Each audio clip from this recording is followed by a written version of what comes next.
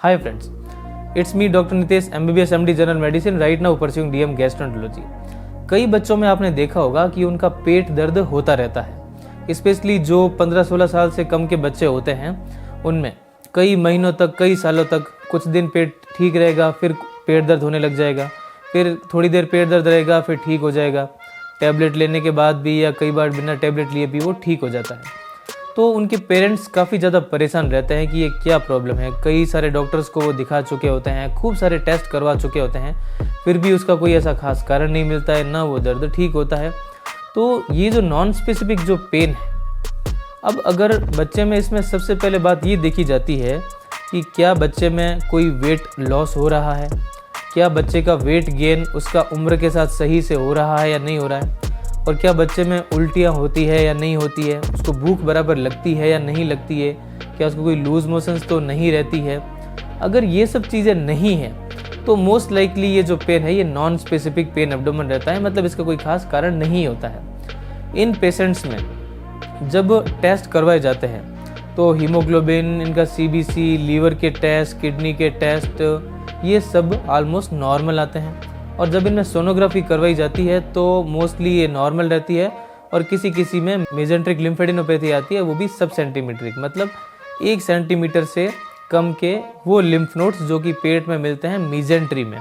Lymph nodes अपने body में सब जगह पाए जाते हैं और ये आप इम्यूनिटी के पहरेदार, इनको चेक पॉइंट्स कह सकते हैं। तो सब सेंटीमीट्रिक मेजेंट्रिक लिम्फेडिनोपैथी ये खूब सारे ऐसे बच्चों में मिलती है, बट इसका कोई ऐसा क्लिनिकल सिग्निफिकेंस नहीं है, क्योंकि ये मोस्टली जो भी अपन फूड खाते हैं, बच्चे जो ग्रोइंग एज के होते हैं, जो वैरायटी ऑफ फूड्स खाते हैं, उनके रिएक्शन से, उनकी एलर्जीज से होती है, और ये कोई क्लिनिकली सिग्निफिकेंट प्रॉब्लम नहीं होती है। तो ऐसे बच्चों में जिनमें कि रूटीन टेस्ट सब नॉर्मल आए हैं, सोनोग्राफी या तो नॉर्मल है या सब सेंटीमीट्रिक मेजेंट्रिक लिम्फेडिनोपैथी है, इसके साथ में बच्चे को उल्टियाँ नहीं होती, उसका वेट लॉस नहीं हो रहा, उसका वेट गेन एज के अकॉर्डिंग प्रॉपर हो रहा है, और उसमें कोई हीमोग्लोबिन की कमी नहीं है, उसको एपेटाइट, उसकी भूख बराबर लग रही है, तो ऐसे पेशेंट्स में 3 चीज़ें बस आपको और चेक करनी होती है। एक, उनको पेट में जो कीड़ा मारने की जो दवाई होती है, जो एंटी एल्मेंथिक टैबलेट्स होती है, जैसे एल्बेंडाजोल है, तो इनका ट्रायल दिया जा सकता है।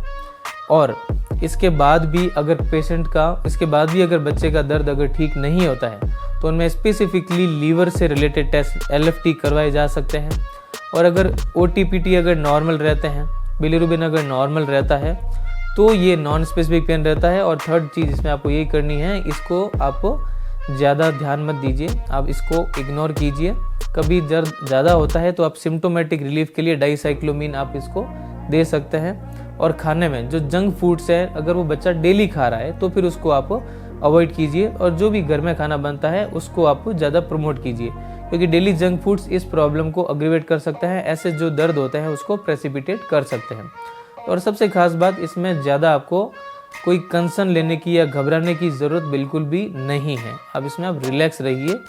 और अगर उस पेशेंट में, ऐसे बच्चे में अगर दर्द के साथ में हीमोग्लोबिन की कमी रहती है, और वो भी स्पेसिफिकली आयरन की कमी की वजह से रहती है, तो फिर एक और एडिशनल टेस्ट करवाना होता है, जो कि गेहूं की एलर्जी को रूल आउट करने के लिए करवाते हैं, सीलियक डिजीज़ को रूल आउट करने के लिए IgA TTG antibody, IgA tissue transglutaminase antibody.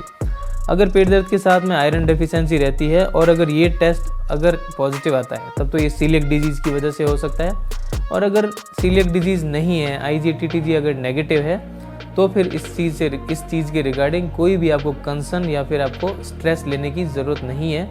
खुद भी आप रिलैक्स रहिए, बच्चे को भी रिलैक्स रखिए, और उसको जंक फूड्स अगर वो डेली खाता है तो उससे उसको दूर रखिए। सो अगर आपको इसके रिगार्डिंग कुछ और डाउट है तो आप मुझे कमेंट्स में बता सकते हैं, उसके रिगार्डिंग और फर्दर क्लैरिफाई करेंगे। Thanks for watching.